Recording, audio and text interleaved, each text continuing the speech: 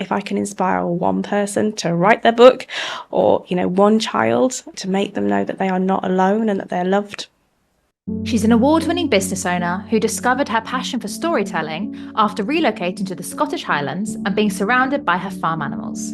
She created her best-selling book series, The Christopher Collection, to share the joy and lessons of farm life, emphasising love, kindness, adoption and inclusivity. Laura Meredith. Why not? The animals are a true inspiration to me. And then sharing those with others, the thought of sharing their love with everybody. For children that are, struggling with foster care, adoption, they often get placed with people for fostering before they get properly adopted. And let's get the kids asking questions from early ages. Let's educate them. That's the beauty of writing a kids' book, because you can really go to town rather than writing about sort of my own personal journey. Laura, welcome to the Inspired By Show. Thank you.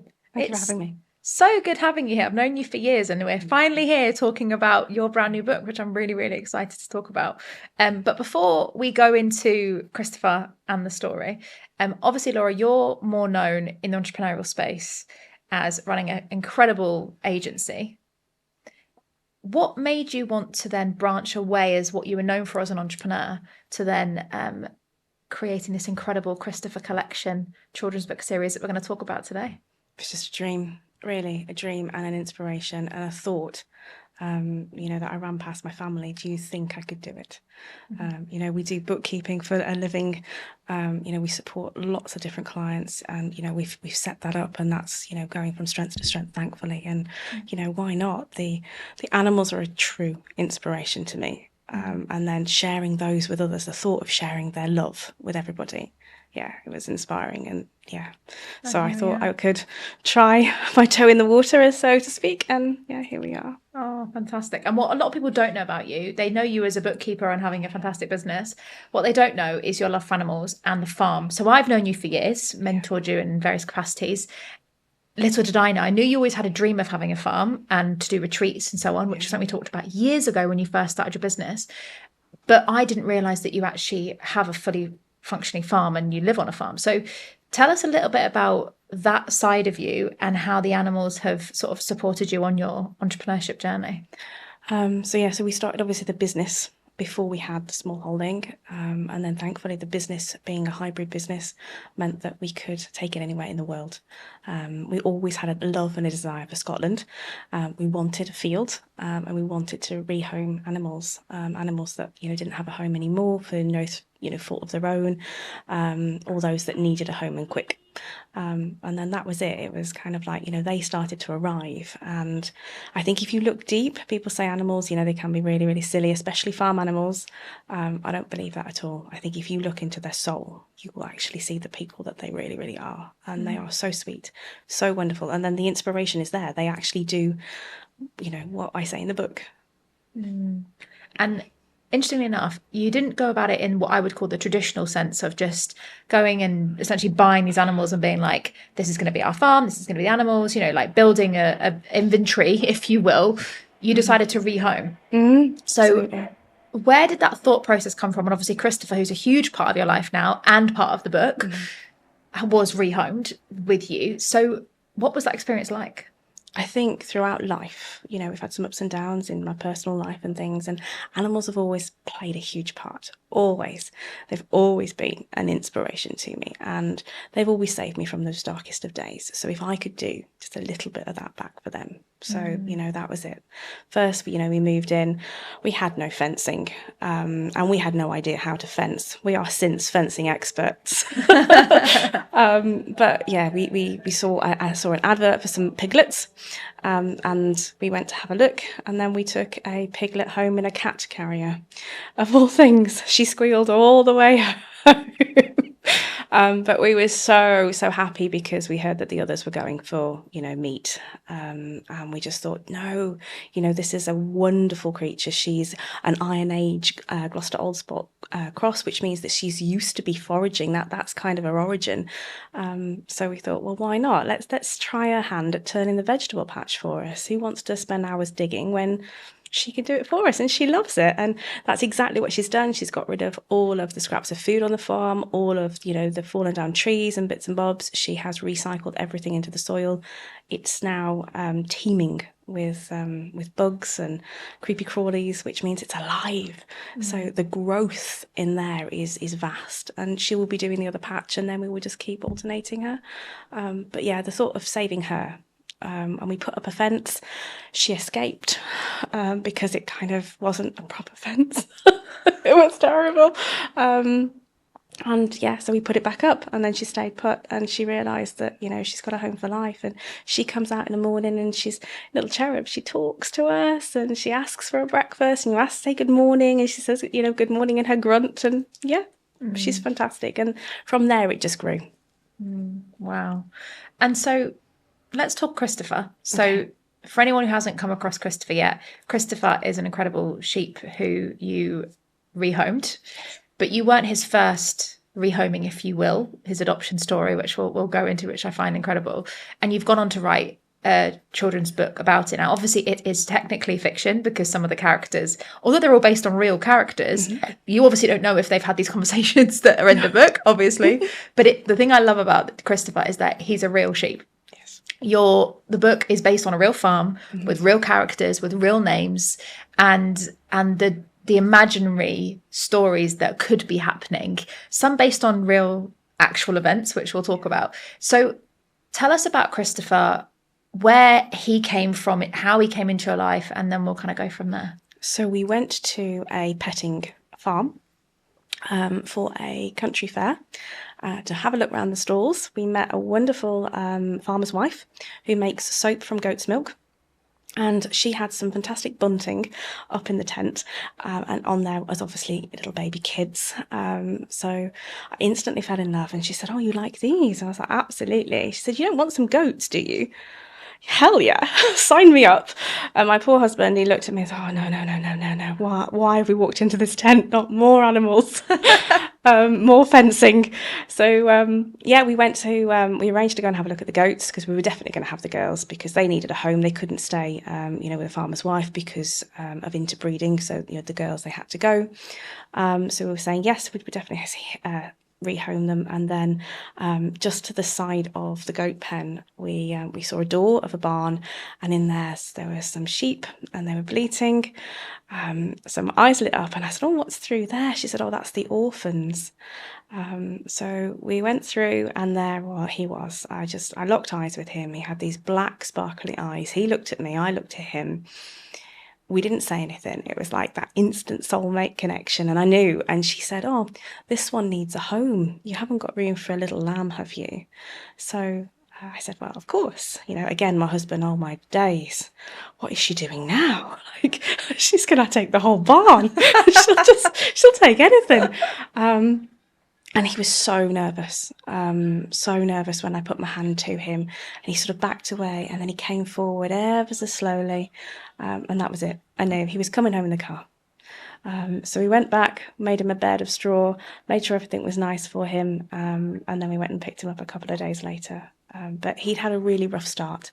He was a triplet born lamb, as obviously described in the book. He was the size of a hand when he was first born, and the farmers didn't think that he would make it at all. So after the first night, they picked him up and put him by the fire in the farmhouse, and there was 2 Alsatians there as well. And he had his bottle from the farmer's wife, and the Alsatians licked him and chewed his little ears, and they nurtured him for a few weeks until he was bigger to go out with the other orphans. But because he was a boy, obviously, he needed to find a home, and he was special. So, of course, he was going to end up with us. Of course, he was just made for us. Oh my gosh, I love that. And I think, I've never personally lived on a farm, so I can't experience it. I feel like I experience so much through you, Laura, every time we talk, and the animals and the stories that you tell me, just us working on your book together has been such an insightful experience. And I always think you just assume that an animal's born, it's raised by its parents, quote unquote, and then it goes off into doing it what it needs to do, right? You see it with all animals in the world. But one of the things that I love that you've really captured in the Christopher collection is his story, is his adoption story. how many kids do go through in the world now, going through adoption, feeling like they're being brought up by people that are not like them, and all that rehoming, everything. There's so many aspects of it.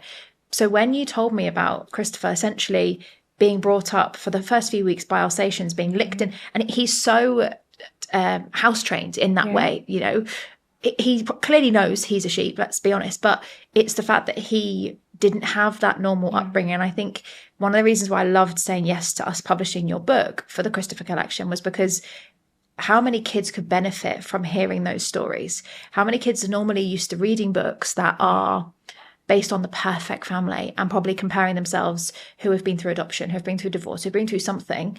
When my parents divorced, I changed home. I had 2 homes and I changed home every night. We moved house, we switched over. And I just think how many kids could benefit from reading a book that's not your traditional happy families story, which is what I think Christopher's gone on to do, and I'm sure will help many kids. So obviously Christopher came home with you. He did. He's now been in the farm. How has it been him settling in? Because he's quite different to the others. Yeah, very, very different. So he wasn't brought up, you know, with other sheep around him. So I think that's exactly what I tried to reflect in the book. You know, initially it was all shiny and new. Yes, let me out the grass, and oh, willow shoots, yum! This is my new favourite food. I like this. And then, of course, I think reality, you know, set in, and he started to sort of separate himself a little bit. And you could just see he just wasn't sure. He was different. You know, when we would go to him, he would come straight, he would run straight to you. And again, he thought, you know, you could just tell that he was thinking, oh, am I normal? Is this right? Should I be doing this? How should I act? So he had his little wobble, but he came through. But then that is just love and reassurance, and that is all you can do, that continuity of love and reassurance. And I think, you know, love is all you need. Love for others, love for what you do. Love that. And, you know, with lots and lots and lots of love, all the others have now come around to his way of thinking.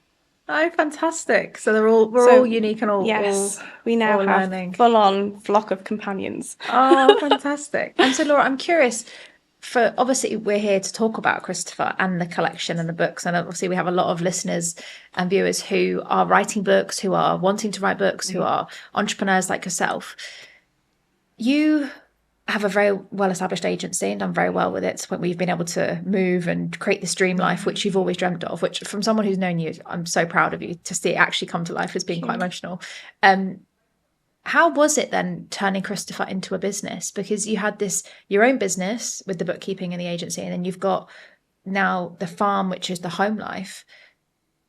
Where did the idea of Christopher becoming a book and a series and merchandise and all the incredible stuff that you've got coming up? Watching him out the window. So when I was a little girl, Beatrix Potter books were my favourite.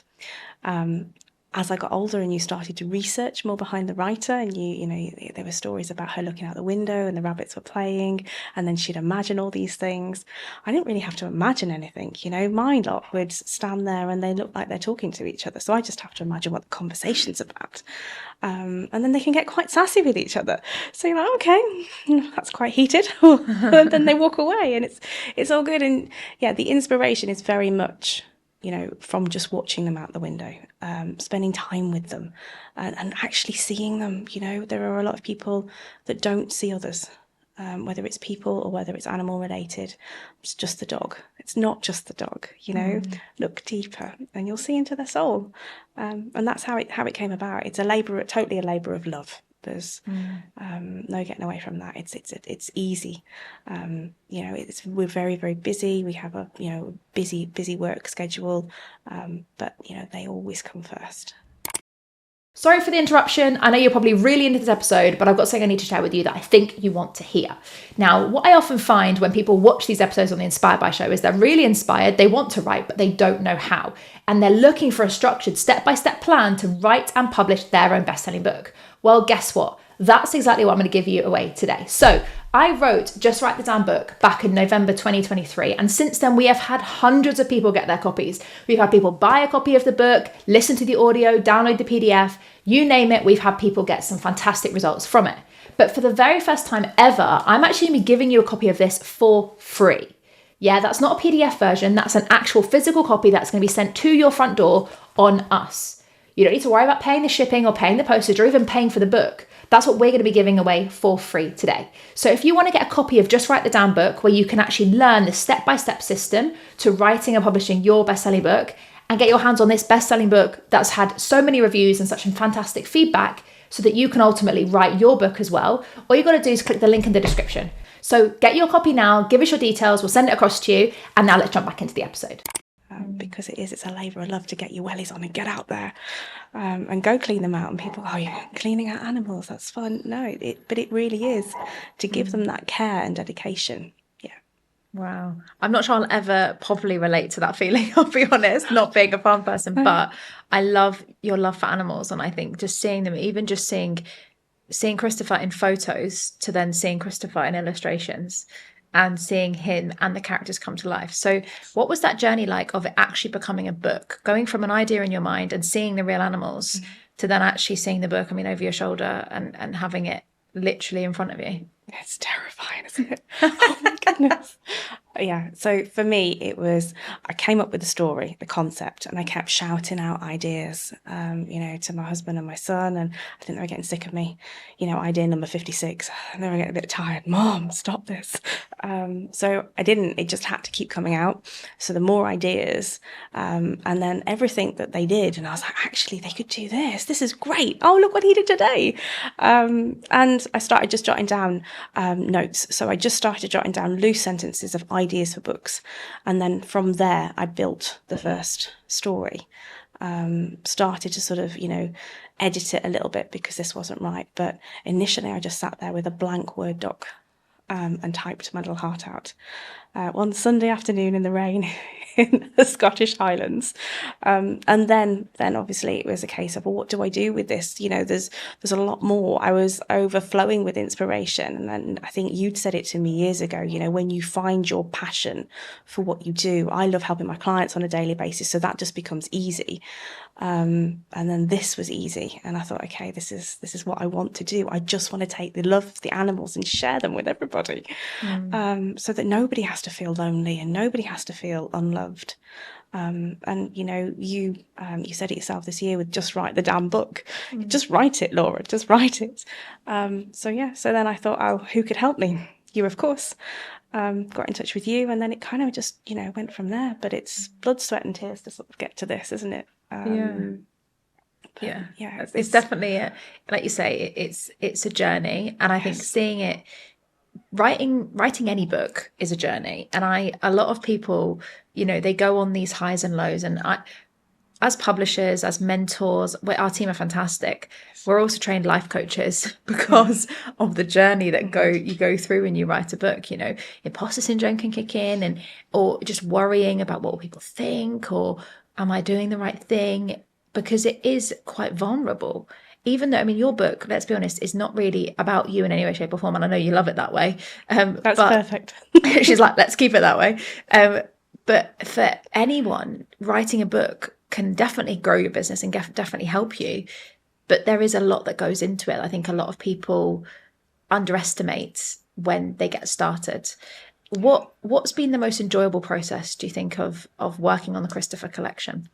Once we've got obviously the text, and I knew that worked, I think seeing it come to life when we were doing the illustrations, then it becomes a proper book. Like, my words on a printed page, seeing it there, and then, when the first copy came, the proof copy, holding it, like, this is mine, I did this.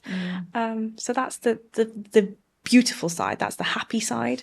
But I think, you say imposter syndrome and all of this, it was terrifying. And you think to yourself, have I got ideas above my station? I'm just, Laura from the countryside, and nobody wants to read anything that I've written. Who am I? I'm nobody.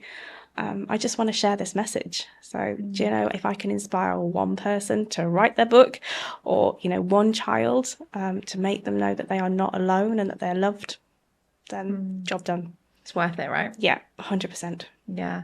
And speaking about inspiring people through the book, obviously it's a children's book, and the goal is to help children.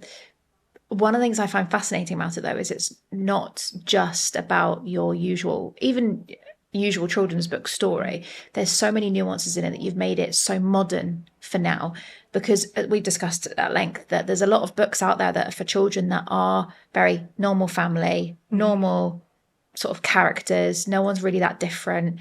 And so often people can struggle when they're reading them, or kids are feeling more alienated reading them. So let's talk now about how you decided to add a little bit of fiction into it, because let's be honest, there are some parts that are not real, intentionally, to make it more attract people that are not your traditional family. Yeah, a bit of magic and sparkle. Absolutely. Every book needs a bit of magic and sparkle, doesn't it? Definitely. So that's the beauty of writing a kid's book, because you can really go to town, rather than writing about sort of my own personal journey, which was, brilliant. But yeah, that was big for me, because families come in all shapes and sizes. And again, it doesn't matter what your family makeup looks like. Again, all you need is love. And if you love those around you, you'll make it work. People say that, friends are the family that you choose. And essentially, yeah, they are. So for children that are, struggling with foster care, adoption, they often get placed with people for fostering before they get properly adopted. It's terrifying. So you go from what you know, either with your own family, however bad it gets, plus, you may be in care already in a children's home, like a group home, and then all of a sudden you're thrust in another family's world. So that's how Christopher can hopefully relate to the children. He was taken from everything that he ever knew, every smell, every, even down to the taste of the hay was different, because every field is different, as I've now discovered. But you can imagine, like, everything around him was just terrifying. To go in a motor car for the first time and all these noises around him. It was, really, really terrifying. And I think that that's probably an emotion, having spoken to psychologists and things about the children that are going through these things, that it's one of the stages, the horror, like, am I going to fit in? Am I good enough? Oh my God, I haven't got my normal things around me. I've got my routine, and just thrust into something completely different and expected to get on with it. So I wanted Christopher to be able to relate to those children, and for them to relate to him, to know that, it's okay to feel that way. It's okay to have those emotions and show them and share them with others and be honest, so that people can help. So he's obviously adopted. He comes, to live on the farm with us. But in the book, obviously, he lives with Winnie and Betty. And again, that's different. Because Winnie and Betty are together. They are two ladies in a relationship, and they run the farm together. They're not married, so again, it's not your normal mom, dad, red tractor kind of a book. So we just wanted to make sure that it was inclusive for everybody, and it just shows the makeup that everybody comes in all shapes and sizes, and it doesn't really matter. Just love those around you. Yeah, definitely. Especially because there are so many families of different backgrounds, Absolutely. Two mums, two dads. Cultures as well. Cultures are different. Yes. Religions are different, beliefs are different. And I think it's so refreshing to have a book that, I'm pregnant and I'm looking forward to reading it to our little girl, because I think it's important to not just be learning about your traditional modern day family, and actually know that it is normal to have a range of different parent backgrounds. And whilst myself and Cedric are more of a traditional relationship, we're not married, but I think it'll be nice for our little girl to not go into school and be like, why have you got two mums, and not understand it. And actually for parents to show their kids at such an early age, this is normal. Yeah. There isn't a normal now, is there? And embrace it, because, if you go into a family with different cultures, learn them, because you're going to learn something totally new, and it's going to inspire you. And you don't know, you just have to go in it, with hope and joy in your heart, and think, I'm going to face this head on, and it's going to be wonderful. And draw from it what you can, and all the goodness that's there. Don't think, oh, this is different, I've got two dads, I don't like this, but again, it's terrifying if you've never been in that situation, and then you're thrust, and you're so small, and you're not being heard. So hopefully, if they have a quiet moment, and the people, kids can obviously read the book to themselves, or they can be read to, it makes it more normal of a situation, that it's not alien anymore. Definitely. And that they're going to be going on a journey of discovery as well, which is the whole book. The first book, which I remember we went through a lot of different stories for Christopher. You were right, you have many ideas of what he could be doing, and I'm sure what he has been doing. It's so exciting. I was reading some of the titles thinking, oh my God, I'm so excited to hear about this one.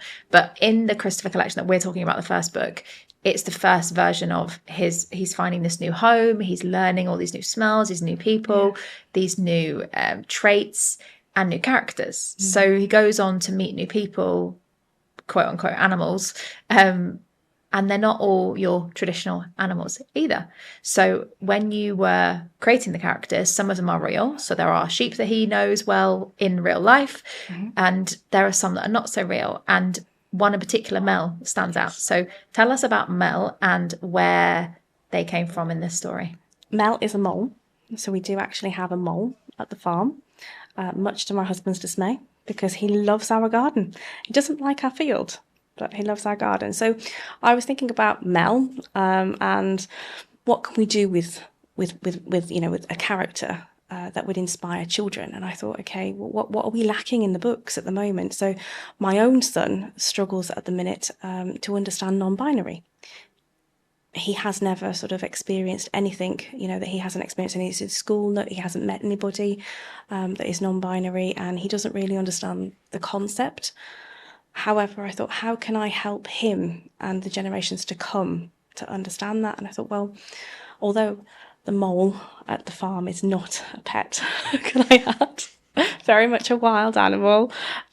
We created Mel, who is a non-binary mole. Mel's wardrobe is phenomenal. So you have to read the book to see the wardrobe. The illustrators have done us proud. And it's just really a flavour to get children used to that. So it becomes more normalised in any kind of a situation from a very, very early age, because in 10 years' time it is going to be more normalised. But everybody, even adults, we're all worried about, making somebody feel uncomfortable, saying the wrong thing to upset them.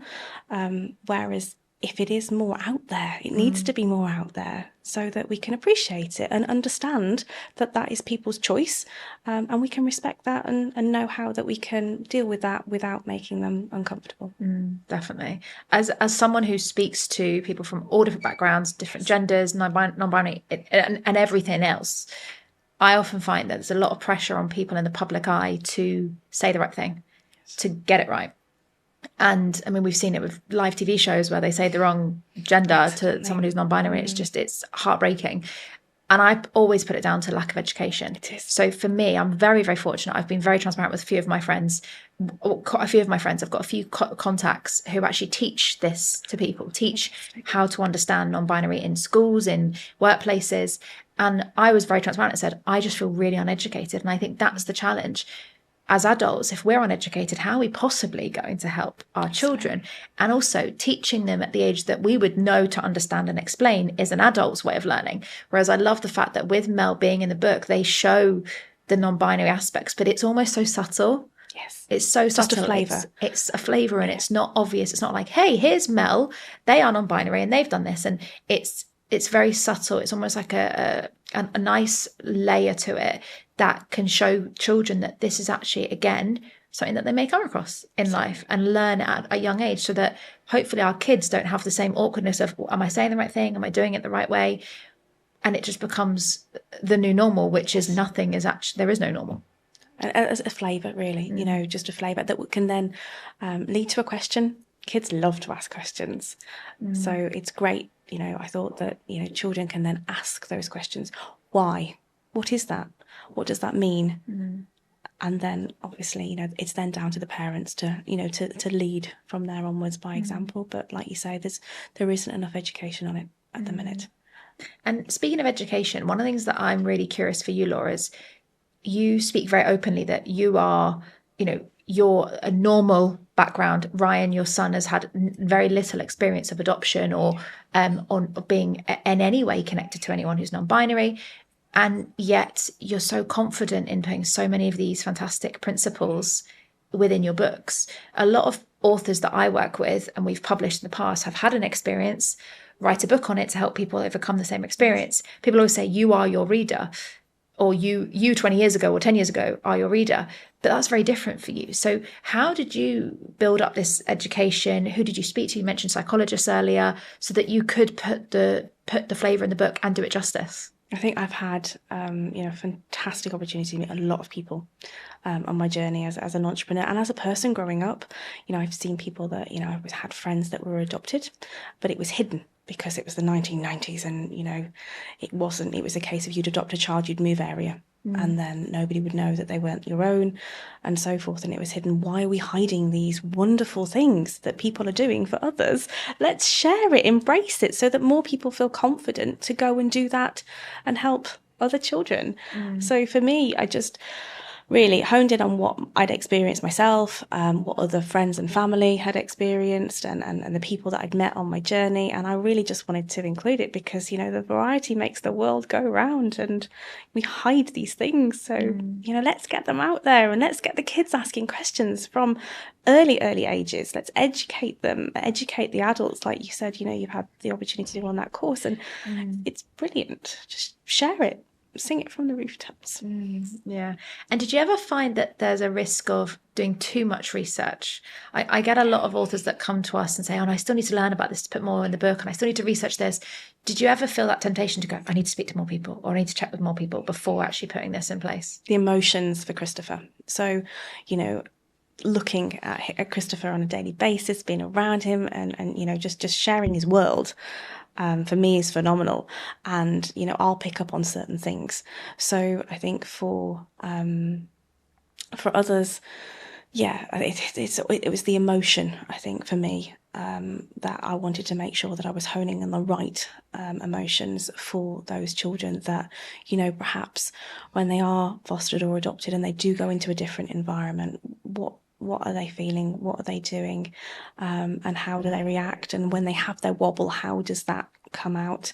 But yeah, absolutely. I had to stop myself from reading too many, people's accounts of what happened and so forth. And then just kind of go with what was natural. Yeah. And I think, like you say, it's going with what's natural and trusting that you have connected with Christopher. It's not like this is a fictional story. This is based on an actual animal that was raised by Alsatians for its first few weeks of birth, very house trained, puppy-like. Yes. And has now gone on to be adopted and learn and feel different from all the other animals and not mingle as much at first. So it's based on a true story. It's just you can't ask Christopher how he felt. He speaks to me in other ways. Yeah, exactly. He's got that eye contact. Yeah. So when you know. So you've definitely gone on this journey of creating Christopher. And one of the things that you always said to me was that you saving him saved you. So tell me about that connection that you've got and how he saved you. They say that you find your soulmate in life. Some people find it in, a domesticated animal like a dog or a cat. I found it in Christopher, totally. Other people find it in people as such, but you just know that when you connect on a different level with somebody, and yeah, I think when you've found that, you'll understand kind of what I mean when I say I have found my soulmate in him. Some will probably think I'm crazy for thinking that, but he's a massive inspiration, and everything that he does, I watch it, and you feel it. He only has to give me the look. He's got that discerning look. What are you doing, mother? Really? But from being raised, in a dog bed by the lady farmer who fed him lovingly, to coming to us, he's very puppy-like. He went through lots of emotions with the others. I mean, all the characters within the book are real characters. They are their real names. They are living and breathing in the Highlands with us, apart from Mel, of course. We've called our mole Mel. But yeah, there is, he is very inspiring, and just picking up on what he says and his actions, because obviously he can't talk to me, but his actions speak 1,000 words. Yeah, definitely. And your passion for the animals is why I think the book flowed so nicely because you didn't have to make anything up. You didn't have to pretend. You didn't have to craft. And some parts when I was reading it, we first started creating the story, I was like, is this real? Like, did this really happen? And you're like, yeah, I can send you the video. Like, this is really what happened. And I think that's the bit that's so inspiring. And Laura, one of the big things I hear a lot of authors do when they're writing their books is obviously we always focus on what's going to happen after the book. Like, let's not make this a passion project that no one ever reads, right? We want this to go far. We want Christopher to inspire and help thousands of adopted children and kids of different backgrounds all over the UK and beyond. So the fact that you have this farm and it's based on a true farm, what's next for Christopher's collection? What's next for the farm? What are your sort of bigger plans for it all? Well, obviously, I'd like to get some more of the books out. So if people like this one, and I really, really hope they do, then I will obviously publish some others, if I'm given that opportunity. And then from there onwards, I'd like to firstly create the Christopher chair. Which is a bit of a concept of mine, to have a lovely chair that goes into schools and enables children would have books either side, pocket books, so that you could either read about Christopher or anything else that they want to read about, but really for kids to know that they're not alone. So if they're having a lonely moment, or they need to be on their own, or they're feeling very vulnerable and lost and unloved, that they can go and sit on the chair, and that they then know that somebody's going to come and spend some time with them. And if they don't, they're okay. Christopher has totally got them. They can immerse themselves in the world of Christopher. If somebody's been mean to them at break time, and let's face it, this happens on a daily basis all around the world. But if we could put these chairs as a place of safety for children, and there's a lot of children at the moment with ADHD and different variations of autism, and of course those kind of kids, they need that quiet time. And a place that they can, call their own and be safe. And if we could have it so that, two people could sit on the chair together if they want to, or they could sit alone, I would just love to do that. So that's step one. And then step two would be to create his secret garden. So Christopher's secret garden is what we would love to create. Very much a community space, teaching people how to grow your own produce, how to cook that produce, make your own apple juice, perhaps have a little cafe on site, which is selling, obviously, food that is cooked on the premises and from the garden. Obviously have sheep and making appearances. The donkeys could come and say hello, and just a really wonderful community space that you could go and have a coffee, yoga. Nurseries can come around, schools can come around and learn about things. Very sensory orientated for the kids that have got different conditions. Maybe have some shepherd's huts with some little libraries, so a little wood burner and some books, and you can just go and have that quiet time. And, and above all else, have a place where, we can offer those free holidays to families that are suffering with cancer to come and stay. And, whether they just want to immerse themselves in the world of the secret garden, in the world of Christopher, or just get away from the four walls that are enclosing in on them on a daily basis at home of, NHS appointments and operations and care, just to come away and just have something nice for a few days and eat well and love well. Wow. And it's amazing to think all of that starts with the Christopher Collection books, because though every penny that is raised from the Christopher Collection is going into all of this support for these kids and is starting the ball rolling on these journeys and just giving the kids the education and the support that they need, whether it's learning about it, like we said, whether it's being sat, living and breathing it and feeling they're not alone. It's just incredible. Yeah, and I think that's quite apparent, isn't it, at the moment, that some children feel very, very alone, very vulnerable. Nobody loves me, nobody wants to be my friend. And as a child, that's one of your biggest things, not having friends. But I want them to feel safe. And if they can, as I say, just step into Christopher's world, he's got you. And I want them to know that he is a character that has totally got them. He can relate to them. And in the other books, I hope that we can go through other emotions and things that the children will be experiencing to try and help them deal with that in their very own way. Everybody's unique, but if they can just help sort of hold their hand through anything like that. And it's ironic because you writing these books, you're also holding the parents' hand in how to educate their children. Sometimes, I can't imagine what it's like being the foster parents.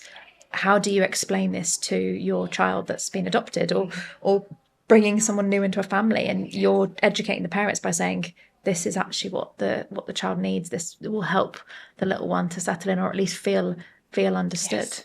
Yeah, because if a child can latch onto a character all of a sudden becomes, oh, that's interesting. Okay, well, they're doing that. That's okay.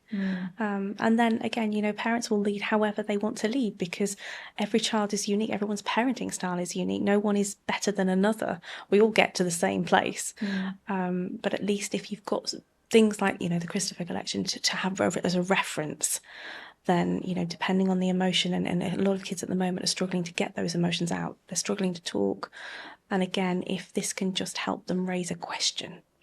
And, as a parent, you always get nighttime questions. Those bedtime questions are the best. It's always going to come out at bedtime. So again, if this can kind of raise that, again, that hopefully then will be a talking point that they can then use to educate as they see fit. Fantastic. And speaking of the education and using the book, obviously a lot of our viewers and our listeners are wanting to be authors themselves, whether it's business books or children's books or anything like that. So what advice would you give to someone with your entrepreneurial hat on as well, because obviously you have your business as well, when it comes to sort of getting out their way and writing a book? Don't think too much about it. Just find that passion, you'll find that flair. And if you've wanted to do it, just start a Word document, start pen and paper, whichever is your thing. Some people use an iPad and one of these fancy pens, and, just go for it. Just get some notes down. If you think that you can't write a book, I was talking to somebody only the other day who said, oh, I'll never be able to write a book. And I said, but you can. And just start with a few bullet points, start with a few notes. You'll be surprised at then how those notes will become sentences that will become paragraphs, and then you'll really be off on a tangent and it will start flowing, and it doesn't matter what order it goes in. And then if they, come and speak to people like yourself, you guys, you run a great agency, you're really open. Do that, because you will then have the team to help put those words in order if you're worried about it. But for me, it was flowing. The moment I saw him, that was it. The stories are all in my head, and I just couldn't wait to get those bullet points down. And, I'd be in somebody's management accounts. I'd be like, oh, there's another angle, quick. Just pause the bookkeeping. I need to write something about Christopher. The bookkeeper who writes books. So people I'm not sure they're quite going to grasp that concept, but hopefully they will. Yeah, fantastic. And obviously, like you said, you were quite a natural once you connected with Christopher, the words flowed. What would you say has been your biggest challenge in writing the book, or even just becoming an author in general? The emotion, the belief. I met you a few years ago, and you gave me the belief that I needed in me to be able to do, my entrepreneurial journey. And from that, I thought, wow, she gave me that permission. And for me, that was all I needed, Chloe, was permission from somebody else, because I don't have my family to obviously give that. Just go and do it. And get it out as quickly as you can, and, speak to lots of different people, run your ideas past others. The more people I, spoke to, I went to our local butcher's shop and I was talking to her, the lovely lady that served me. Oh, well, I've got this idea about my animals. And, she said, I think that's great. My grandkids would love that. And again, just you talk to people and get their opinions, and just stick with your, that goal in your mind. Just stay clear to your goal, stay on your path. People will always have, their thoughts. Take the inspiration, whatever you can from that, whatever you can glean from the goodness. But if you don't agree, just carry on. And stay true. And like you say, stay true to the outcome that you're trying to achieve. One of the biggest things, whenever we're publishing anyone, I'll be really transparent. We very rarely do children's books. I told you this when we first had a conversation, because most of them just fall flat and it's the same story. Everyone's got the same children's book story. But one of the things that I love about the Christopher Collection is the outcome you had was so clear. You want to help the children. You want to have them on the farm. And it was just, there was such a big vision. So I always say to people, get really clear on that vision at the beginning of your book. Like, why are you writing a book? Is it a passion project? Is it because you want to get leads in your business? Is it because you want to make more sales? You want to attract more clients? Is it a brand builder? Is it because you want people to see you as the authority? What is the outcome? And because that will keep you going. So then when you do have those wobbles, which we all have, by the way, like that, I've learned a lot about at what point in the journey people's mindsets tend to shift, because it's normal, But when you have the wobbles, that purpose is your magnet. I remember my second book's not even that emotional. It's called Just Write It Down, because as you mentioned, and it's very practical about how to just write your damn book. Get out your way, just write the damn book, get on with it. And yet I still had limiting beliefs throughout that. And I'm a publisher. I have worked on 54 You're not supposed best-selling to tell us books that. at the point of being here, right? But the point is, we all have these wobbles. And so it's having that main sort of northern light, if you will, as to when you have these wobbles, that's the reason I'm doing this, no matter what it is. And I think it's important to find it your way. For you, Laura, how did you stay focused on your way of doing Christopher and not being distracted by the other publishers or other people saying, oh, you should be doing this with your book, and why aren't you writing a book about bookkeeping, and why aren't you doing... I've had that. How did you? Yes. Interesting. Yeah. Why don't you do that one first? Yeah. Why not do your journey? No, I just want to share the love of these animals because I think they can help. But you do have to get out of your own way. And you do have to believe, which I struggle with. You know, I'm terrified just sitting here with you. I'm terrified. Terrified that nobody's going to like the book, nobody's going to understand it. But I had to stay true. So I knew when I was jotting those bullet points exactly what I wanted to portray. And for me, it's easier because I can see Christopher and his friends. They are real animals doing real life things. They get up to so much mischief some days, and they are hilarious. You know, the goats get their head stuck in the fence, and you know, you regularly just running out on a Zoom call. I'm really sorry, I'll be back in 5. Goat stuck. You know, unstick the goat and off we go. So it's, you know, yeah, it's a lifestyle for me, and I want to share that with everybody. And it was easy for me to sort of stay true because he is true. And I think if anyone tries to, you know, even with the wording, so much as a sentence didn't sound right, you know, I had to rewrite it because the emotion there, no, I don't want Christopher to be perceived in that way. That's not him. That's not how I see him anyway. So I had that goal in mind. I had the bullet points written down of exactly the kind of story, what I wanted to cover within the story. And then the characters were sort of, you know, they started to be filtered in from there. And yeah, just keep true. And I asked a variety of people as well, because with my limiting beliefs, I was really worried that friends and family would be kind to me and humour me. So then I started to ask people in my networking groups, and I went for the harsh people because I wanted that pushback. I wanted someone to challenge me, and actually I found that nobody was. And they were, oh, that'd be really good. Oh, my niece and nephew's got, you know, autism, and I think that would be wonderful for them, you know, because they love animals and they see the characters. And then somebody else, you know, I think I buy IT stuff off this one particular supplier, and I was talking to him about it, and he was like, oh, this is wonderful. You know, I'd love to, you know, immerse myself in the world of Christopher myself. He said, I want to read this. And, you know, from people of all different backgrounds, I tried to make sure that I was getting some, you know, feedback from everybody, just to make sure it would work for everyone, because I want it to be inclusive, not exclusive. I want it to be for everybody. Of course, yeah. And also, you were doing it for your own internal benefit there when it comes to getting reassurance, and love the fact you challenged yourself to go to the hard people, because that is the hardest people to go to. But the funny thing is, what you won't have realised, or you possibly will have realised, and as a marketer and a publisher, I would have loved it, is that all of that is building curiosity. That's building a community for your book, which is when we launch the book, which when we're recording this now, saying when we launch it, it'll already be out. You can already get your copy as people are watching and listening this. But it's the marketing of a book is the most important part. It really is. If we don't tell anyone, I see so many people say, oh, I'm writing a book, and then suddenly it's live and you're like, oh, what? There's been no time for us to get excited as audience. For you were getting your audience excited. You were building your community. It's a huge part of launching it. Yeah. It was more acceptance. Will it be accepted? You know, I went to the hardest of characters that would probably not even glance at me in a room to just have a conversation as an entrepreneur because I'm invisible. And then they're like, you're writing a children's book? Really? You? Yeah, that would be me. Oh, okay. What's it about? And then when you start to get them engaged, that was when all of a sudden, you know, these people now come up to me and say, oh, how are you getting on with the children's book? Is it coming along nicely? Anything we can do? When is it out? So, yeah. But for me, it was really acceptance and making sure that I was writing the story in the right way so that everybody could connect. Wow. And it's going to go on to inspire so many more people. I know so, just from the story and so on. And Laura, one of the big things we have on the show is we always look at how we're inspiring others, but who's also inspired us. So who on your journey has inspired you, whether it's as an entrepreneur, whether it's on children's books? Like, is there anyone that you've admired or other books that you've modeled, or anyone at all that's inspired you on your journey? Yeah, so I think 3 in total. Beatrix Potter for the writing. So I loved, how she brought the characters to life. That kind of, bringing a rabbit, putting it in a jacket, and how she watched out of her window too, at the conversations that they would have, and how they would hold themselves, and what she drew from their behaviours into those stories that have lived on and will live on forever.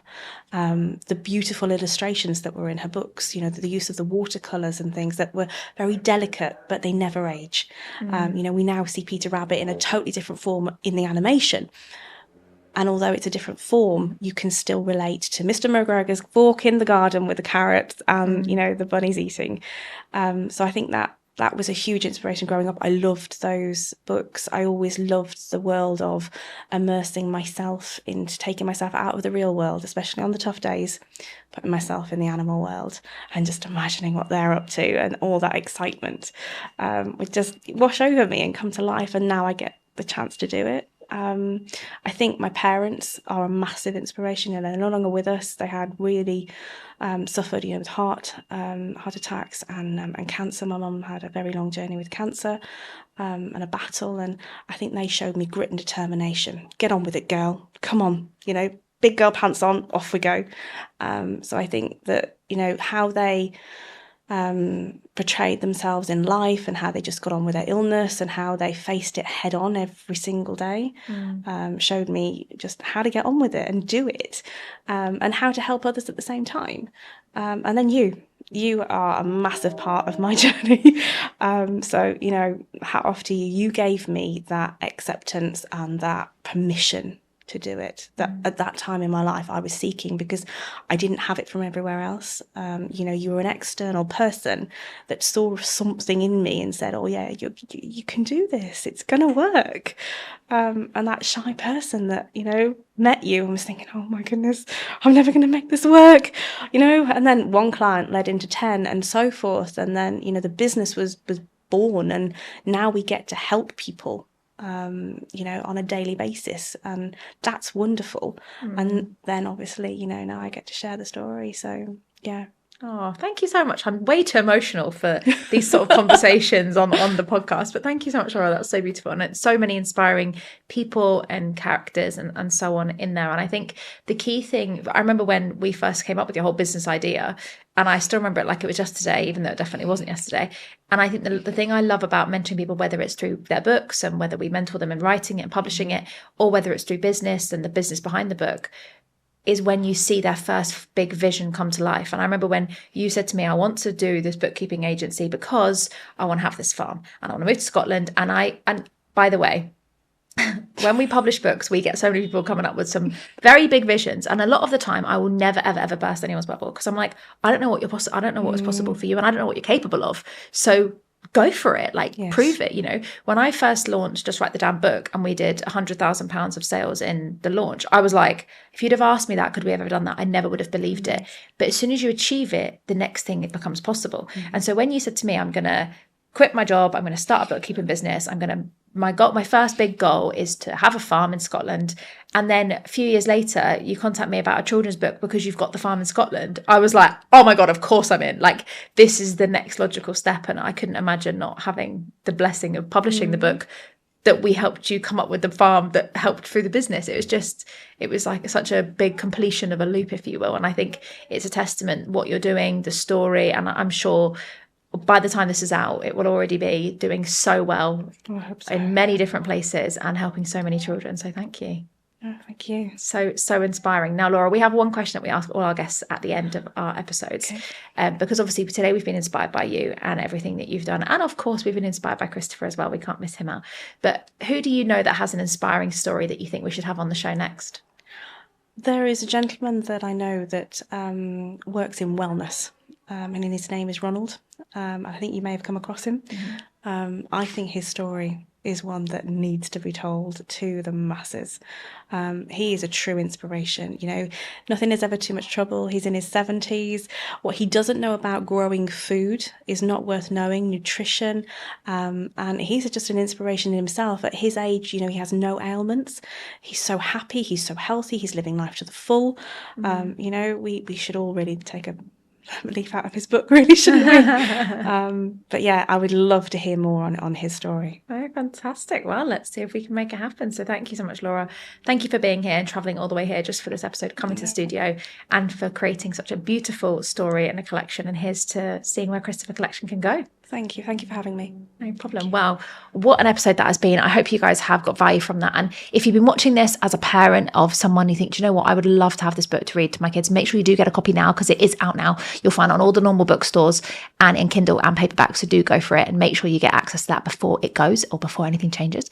The other thing to mention here is really important for you guys is to think about, if maybe you're not a parent, maybe you don't have any kids yet, but you are an entrepreneur that's thinking of writing a book, whether it's a children's book, whether it's a fiction book, a non-fiction book. Take it from Laura, that doesn't matter what background you've got, doesn't matter what you feel you should or shouldn't be writing about. If you have a book inside you, now's the time to start writing it. And you know where we are if you need a hand with that. So I hope you guys have got value from this episode. If you haven't already, if you are watching on YouTube, do make sure you comment on this video. What's the one thing that you've taken from this interview with Laura? What has inspired you the most? And if you're listening on all the audio platforms or you are watching on YouTube, make sure you subscribe to the show so you don't miss out on our next inspiring guest, talking about more books and more incredible storytelling strategies that can help you write your best-selling book. Hope you guys have a great rest of the week, and I'll see you next week.